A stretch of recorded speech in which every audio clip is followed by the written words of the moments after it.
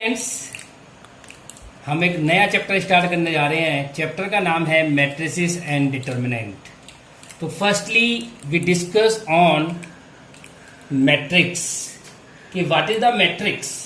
तो it is a rectangular array of real numbers या complex numbers और functions. वो क्या होती है? हमारी मैट्रिक्स होती है। तो ये क्या हमारी मैट्रिक्स की डेफिनेशन है। Generally matrix is denoted by capital letter, for example A, capital B, X, Y, dash dash dash. Elements are denoted by या written by small letters, small letters. For example that is A. ये एक हमारी rectangular array हो गई। पहली value A11, A12, A13 up to dash dash A1n, A21, A22, A23 up to dash dash A2n, AM1 up to dash dash AMN। तो इसमें ये जो हमारी हॉरिजेंटली चीज होती है इसे क्या कहते हैं हम? रोज। और जो हमारे पास ये वाली वैल्यू होती है इसे हम क्या कहते हैं? कॉलम्स। इस A11 का मतलब क्या हो गया? First row first column, first row second column, first row n column. कहां तक? फर्स्ट रो एन कॉलम तक। सिमिलरली ये वैल्यू कहां तक जा रही है? AM1 मतलब M रोज फर्स्ट कॉलम, और ये लास्ट कहां जाएगी? M रो एन कॉलम्स। तो इसका मतलब जो ऑर्डर हो गया इसका हो गया M इंटू एन। इसे कहते हैं M by n, M by n. ये से क्या कहते हैं? Order, order of matrix A is M by n. ठीक है जी, इसे क्या कहते हैं हम? मैट्रिक्स का ऑर्डर कहते हैं। ये हमारे नंबर ऑफ द रोज और ये हमारे number of the columns. A31, A32, A33 ये हमारी क्या बन गई? इसमें एक स्क्वायर मैट्रिक्स बन गई, क्योंकि इसमें क्या है कि number of the columns into number of the rows. मतलब रो और कॉलम यदि इक्वल हैं तो उस मैट्रिक्स को क्या हम क्या कहते हैं? Square matrix. तो एक रेक्टेंगुलर पार्ट में से ही स्क्वायर मैट्रिक्स हमारी बनती है। तो ये हमारा क्या हो गया? ऑर्डर हो गया। ऑर्डर चेक करने के लिए ये मैट्रिक्स की हमने रेक्टेंगुलर फॉर्म पढ़ी थी कि हम एक मैट्रिक्स को M बाई एन की फॉर्म में कैसे लिखते हैं। तो जनरली हम इस वैल्यू को ऐसे भी कहते हैं कि A is equal to small of A I J M into n, M into n. तो ये हमारे पास क्या होगा? रिजल्ट होगा A की जो वैल्यू है A I J M into N. I की जो वैल्यू है वो 1 और M के बीच में लाई करेगी, और J की वैल्यू वो 1 और N के बीच में लाई करेगी। तो यदि मैट्रिक्स के बार क्वेश्चन आ जाता है कि मैट्रिक्स कंस्ट्रक्ट करनी है, construct a matrix, two into three in which A I j is equal to I plus j by two, I plus j by two. तो सबसे पहले हमें क्या है कि 2 इंटू 3 की मैट्रिक्स बनानी है। ये हमारे पास A इज इक्वल टू कोई मैट्रिक्स है जिसमें हमारे पास क्या होने चाहिए? 2 रो होने चाहिए और 3 कॉलम होने चाहिए। 2 रो और 3 column, that is A1, A12, A13, A21, A22, A23। ये क्या बन गया हमारे पास? 2 रो और 3 कॉलम की एक मैट्रिक्स कंस्ट्रक्ट होगी। अब ए आई जे की जो वैल्यू है वो डिपेंड इस रिलेशन पे करेगी। तो ये वैल्यू आई और ये जे। तो देखो A11 यदि मैं फाइंड आउट करूं तो यहाँ वैल्यू पुट अप करूंगा 1 plus 1 by 2 is equal to 1। A12 1 plus 2 by 2 is equal to 3 by 2। A13 1 plus 3 by 2 is equal to 2। A21 2 plus 1 by 2 is equal to 3 by 2। A322 2 plus 2 by 2 is equal to 2। A23 2 plus 3 by 2 is equal to 5 by 2। तो a is equal to जो value आ गई वो क्या आ गई 1, 3/2, 2, 3/2, 2 और 5/2। ये आपका क्या हो गया आंसर हो गया कि आप एक मैट्रिक्स को कैसे कंस्ट्रक्ट कर सकते हैं जिसमें हमारी कंडीशन, इस टाइप की कोई भी कंडीशन आ सकती है। और यदि हमें कोई मैट्रिक्स गिवन है उसके अकॉर्डिंग पहले हम मैट्रिक्स की फॉर्म बनाएंगे, वो इस रेक्टेंगुलर फॉर्म में से बनाएंगे जो भी हमें कंडीशन गिवन होगी, जो भी उसका ऑर्डर हमें गिवन होगा उसके according.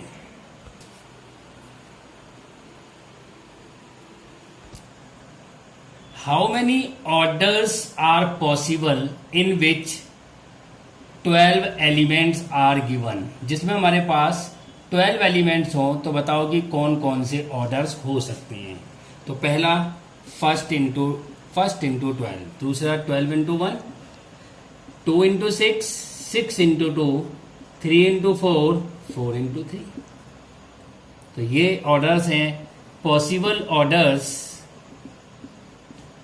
In which 12 elements are required, मतलब जिसमें हमें 12 एलिमेंट्स चाहिए वो ये ऑर्डर्स हो सकते हैं जो हम आपके फिल कर सकते हैं। इसका सिंपल सा तरीका है, इसके फैक्टर करो, फैक्टर करने के बाद उस वैल्यू को सिंप्लीफाई कर दो। मान के चलो मेरे पास कोई आ जाए कि 13 एलिमेंट्स हैं, तो इसका सॉल्यूशन क्या होगा जी 13 इंटू 1 एंड 1 इंटू 13, क्योंकि ये क्या है प्राइम नंबर है तो इसलिए इसके फैक्टर तो होंगे नहीं, तो इसलिए इसके 2 ही ऑर्डर आएंगे। मान के चलो मैं कह दूं कि मेरे पास कोई क्वेश्चन आ जाए जिसमें हमारे पास 16 एलिमेंट्स, तो क्या होगा 1 इंटू 16, 16 इंटू 1, 2 इंटू 8, 8 इंटू 2 और 4 इंटू 4। ये हमारे पास 16 एलिमेंट्स यदि गिवन हैं तो ये पॉसिबल ऑर्डर्स होंगे, पॉसिबल ऑर्डर्स।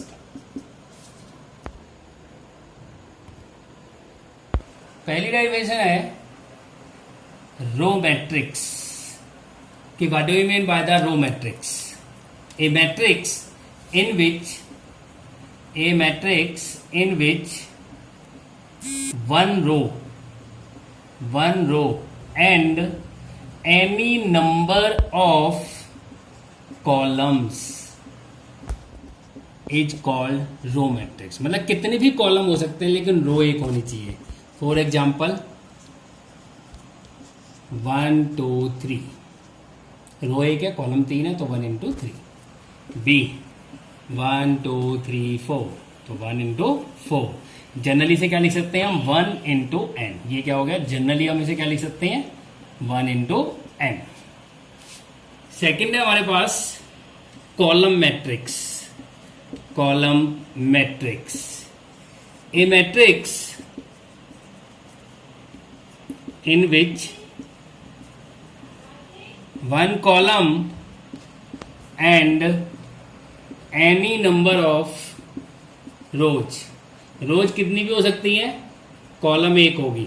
फॉर एग्जाम्पल 1 2 3, 1 2 3 4, ये क्या हो गया हमारे पास 3 रो 1 कॉलम, यहाँ कितने हो गए 4 रो 1 कॉलम। तो जनरली हम इसे क्या लिख सकते हैं n इंटू 1, किसका मतलब क्या हो गया सॉरी m का मतलब नंबर ऑफ द रोज, और ये तो कितने भी हो सकते हैं, और ये क्या हो गया हमारे पास 1 कॉलम हो गया कि हमेशा इसमें क्या होगा 1 कॉलम होगा। नेक्स्ट है हमारे पास स्क्वायर मैट्रिक्स। स्क्वायर मैट्रिक्स क्या होती है, वो matrix in which number of the rose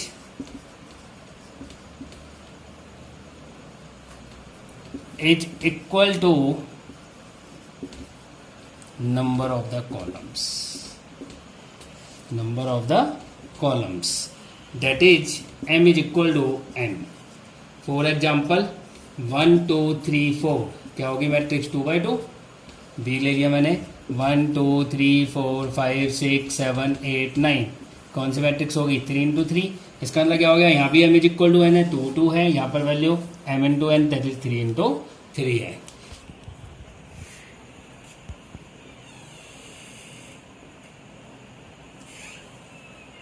A square matrix condition है कि एक स्क्वायर मैट्रिक्स होगी, पहली कंडीशन किस किस केस में, डायगोनल, स्केलर एंड आइडेंटिटी। ये हमारे पास 3 मैट्रिक्स हैं। इनकी पहली कंडीशन है कि जो मैट्रिक्स है वो स्क्वायर मैट्रिक्स होनी चाहिए, स्क्वायर मैट्रिक्स होनी चाहिए। उसके बाद हमारे पास कंडीशन है कि जो हमारे पास प्रिंसिपल डायगोनल एलिमेंट्स, जो प्रिंसिपल डायगोनल एलिमेंट्स हैं उनको छोड़कर बाकी के सारे एलिमेंट क्या होंगे, 0 होंगे। All elements are zeros except principal diagonal elements, principal diagonal elements. ये इसकी डेफिनेशन हो गई कि प्रिंसिपल डायगोनल एलिमेंट को छोड़ के बाकी के सारे एलिमेंट क्या होंगे, 0 होंगे। डायगोनल एलिमेंट्स को हम इस तरीके से भी लिख सकते हैं, डाया 1 3 2, वो एक ही बात है। इसको और इसको एक ही फॉर्म में लिखा जा सकता है। इसको मैं इस तरीके से लिख सकता हूं और इसको इस तरीके से लिख सकता हूं। दूसरी कंडीशन है कि स्केलर क्या होता है, कि मतलब कंडीशन सेम वही है कि all elements are zeros except principal diagonal elements, और जो डायगोनल एलिमेंट्स हैं वो आर डिस्टिंक्ट, वो सारे क्या होने चाहिए, डिफरेंट होने चाहिए। लेकिन यहां पर हमारे पास जो डायगोनल एलिमेंट्स हैं, principal diagonal elements is same या are same but not equal to 1, लेकिन वो 1 नहीं होने चाहिए। जैसे 4 4 4, ये 4 हो गए, बाकी के सारे एलिमेंट्स क्या हो गए, 0 हो गए। आइडेंटिटी में क्या होता है कि जो हमारे डायगोनल एलिमेंट्स होते हैं, डायगोनल एलिमेंट्स आर जीरोज, वो क्या होते हैं, 1 होते हैं। 1 1 1 0 0 0 0 0 0। तो इन तीनों में एक कंडीशन सेम हो गई कि प्रिंसिपल डायगोनल एलिमेंट्स को छोड़कर बाकी के सारे एलिमेंट 0 होते हैं। डायगोनल में क्या होता है हमारे पास कि सारे एलिमेंट डिफरेंट होते हैं। स्केलर में क्या होता है कि ये सारे सेम होते हैं बट नॉट इक्वल टू 1, और जो 1 होता है उसे हम क्या कहते हैं, आइडेंटिटी मैट्रिक्स कहते हैं। उसे क्या कहते हैं हम, आइडेंटिटी मैट्रिक्स कहते हैं। आइडेंटिटी मैट्रिक्स को हम डिनोट करते हैं I3 से, 1 0 0 0 1 0 0 0 1। और यदि ये 2x2 की मैट्रिक्स आ जाए तो उसे हम I2 कहते हैं, 0 1 1 0। ये 2x2 की हो गई, ये 3x3 की हो गई। इसका रिजल्ट 1 होता है। इन मैट्रिक्स का जो आइडेंटिटी मैट्रिक्स होते हैं, मैं इसे सिंप्लीफाई करूं तो इसका रिजल्ट 1 होता है। इसलिए जब भी हमें 1 को मैट्रिक्स की फॉर्म में चेंज करना हो तो हम इस वैल्यू का यूज वहां पर करते हैं।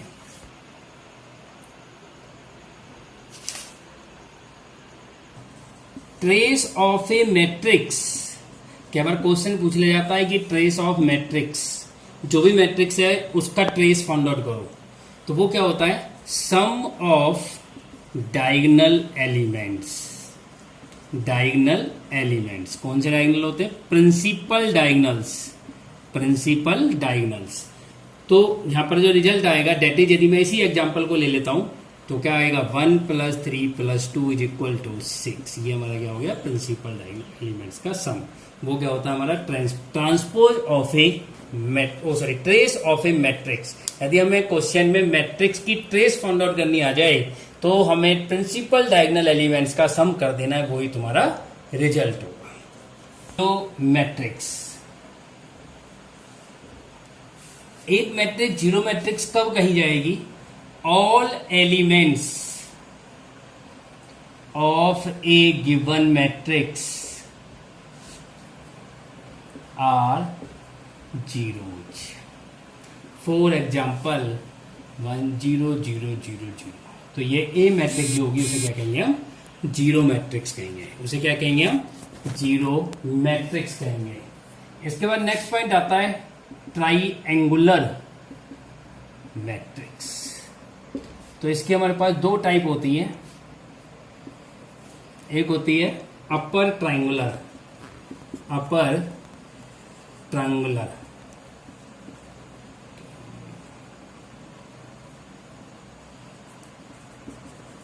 और ये क्या होती है, लोअर ट्राइंगुलर। ठीक है जी।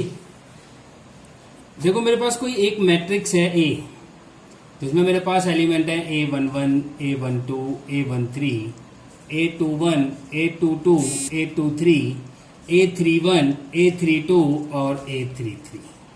ये कोई मैट्रिक्स है मेरे पास। अब देखो ट्राइंगल मेरे पास कहाँ कहाँ बन रहा है। एक तो यहां बन रहा है ये ट्राइंगल,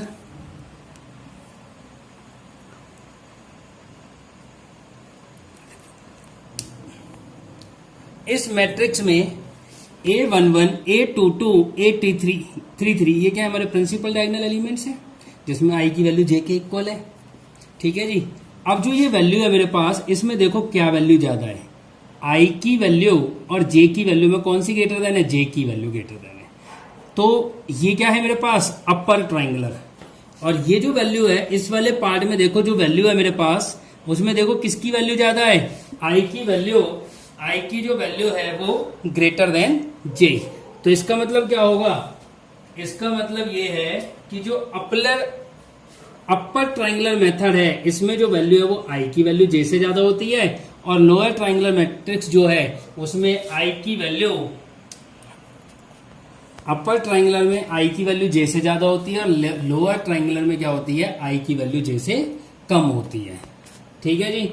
तो ये हमारे क्या होते हैं, ट्राइंगुलर मैट्रिक्स का के दो पार्ट होते हैं, दो टाइप होती है। That is first is upper triangular और दूसरा क्या है हमारे पास, lower triangular. Equalities of two matrices, यदि हमारे पास कोई दो मैट्रिसेस हैं उनकी इक्वलिटी हम कैसे फाइंड आउट करेंगे। इक्वलिटी का मतलब क्या हो गया कि दो मैट्रिक्स इक्वल कब होंगी। यदि मैं कहूं कि मेरे पास कोई मैट्रिक्स है aij is equal to bij, कोई वैल्यू दे दी, ये दो मैट्रिक्स कब इक्वल होंगी। फर्स्टली ऑर्डर इज सेम, पहली कंडीशन है ऑर्डर सेम होना चाहिए। ठीक है जी। दूसरी कंडीशन है कॉरस्पॉन्डिंग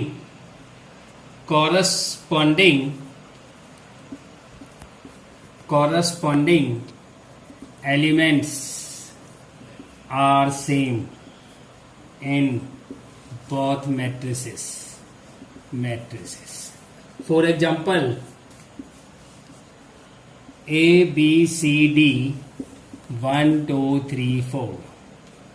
अब देखो पहली कंडीशन क्या आएगी, दोनों के ऑर्डर सेम होने चाहिए, तो 2x2 ऑर्डर है, इसका मतलब दोनों इक्वल है, कोई कंडीशन नहीं है।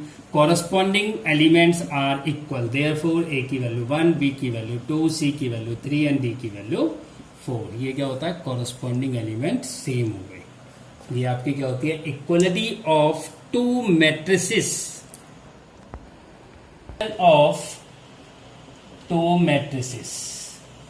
यदि मुझे कोई दो मैट्रिक्स ऐड करनी है तो पहली कंडीशन ऑर्डर सेम होना चाहिए, second condition corresponding elements add होंगे, ऐड करेंगे। ठीक है जी। For example A is equal to 1 2 3 4, B is equal to 4 5 6 7। मान के चलो मेरे पास कोई ये वैल्यू दे रखी है और मुझे ये ऐड करने हैं, तो कैसे करूंगा मैं, A plus B which is equal to 1 2 3 4 plus 4 5 6 7। जब मैं कॉरस्पॉन्डिंग ऐड करूंगा तो first plus 4, 2 plus 5, 3 plus 6, 4 plus 7, तो रिजल्ट क्या आ गया, 5 9 7 एंड 11। ये हमारा क्या हो गया, A प्लस बी। मतलब मीन्स कहने का मतलब ये है कि मैट्रिक्स को हम कैसे ऐड करेंगे, तो वो कॉरस्पॉन्डिंग एडिंग करते हैं, फर्स्ट एलिमेंट दूसरे मैट्रिक्स का, सेकंड को सेकंड के साथ, इसी तरीके से फर्स्ट का फर्स्ट के साथ, सेकंड का सेकंड के साथ। Similarly subtraction of two matrices, पहली condition order is same, order same होने चाहिए। दूसरी कंडीशन कॉरस्पॉन्डिंग एलिमेंट्स को हम क्या करेंगे, सब्सट्रैक्ट करेंगे। क्या करेंगे, सब्सट्रैक्ट करेंगे। For example A is equal to 1 2 4 5, B is equal to 4 -1 2 3। तो यदि मैं कहूं कि A माइनस बी करना है मुझे, तो 1 2 4 5 माइनस ऑफ 4 -1 -2 3। तो हम कैसे करेंगे 1 - 4 2 minus of -1 4 minus of -2 5 minus of 3। मतलब फर्स्ट में से सेकंड एलिमेंट को क्या कर देंगे माइनस कर देंगे। उससे क्या रिजल्ट आएगा जी -3 6 3 2। ये आपका आंसर। ये क्या हो गया A - B। ये आपका